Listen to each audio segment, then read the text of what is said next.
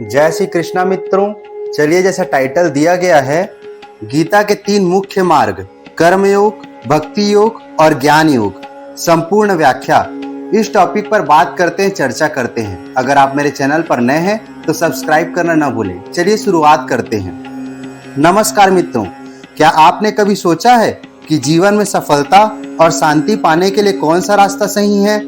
श्रीमद् भगवद गीता हमें 3 मुख्य मार्ग बताती है, कर्म योग, भक्ति योग और ज्ञान योग। आज हम तीनों मार्गों को गहराई से समझेंगे और जानेंगे कि कब और कैसे इनका पालन करना चाहिए। पहला है कर्म योग, निष्काम कर्म का मार्ग।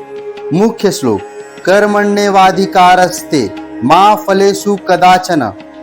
अर्थात व्याख्या, कर्मयोग का अर्थ है कर्तव्य का पालन बिना फल की चिंता के करें।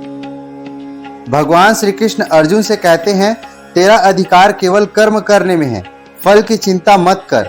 निष्काम कर्म योग हमें स्वार्थहीन सेवा, कर्तव्य परायणता, आंतरिक संतुलन सिखाता है। उदाहरण, एक शिक्षक बिना रिजल्ट की चिंता किए बच्चों को पढ़ाता है, यह कर्म योग है। यह मार्ग गृहस्थ जीवन में माना जाता है। उपदेश, जब आप कर्म को पूजा समझकर करते हैं तो जीवन स्वयं एक तप बन जाता है।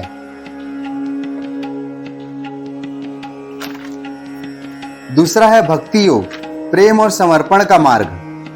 भक्ति योग का अर्थ है भगवान के प्रति पूर्ण प्रेम और समर्पण। यह मार्ग भावनाओं को शुद्ध करता है और हृदय में प्रेम जगाता है। इसमें नाम, जप, पूजा, कीर्तन, ध्यान और भगवान में श्रद्धा प्रमुख है। यह मार्ग हर उम्र और हर व्यक्ति के लिए सरल है।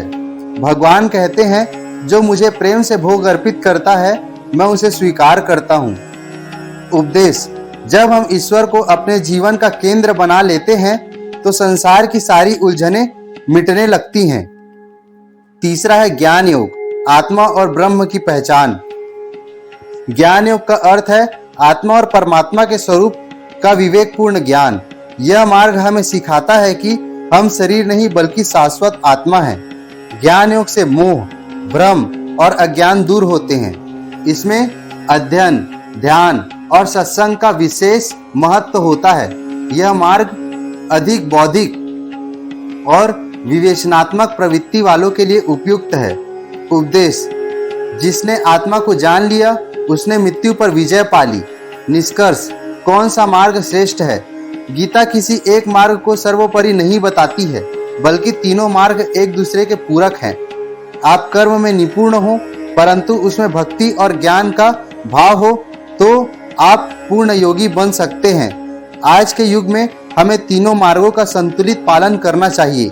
अंतिम वाक्य, कर्म करें, भक्ति करें और ज्ञान से स्वयं को प्रकाशित करें। यही श्री कृष्ण भगवान का संदेश है। अगर आपको ये वीडियो अच्छी लगी हो या ज्ञानवर्धक लगी हो तो चैनल को सब्सक्राइब करें, लाइक, शेयर एंड कमेंट्स करें। धन्यवाद। जय श्री कृष्णा। जय श्री कृष्णा मित्रों, अगर आपको वीडियो अच्छी लगी हो या ज्ञानवर्धक लगी हो तो चैनल को सब्सक्राइब करें, लाइक, शेयर एंड कमेंट्स करें।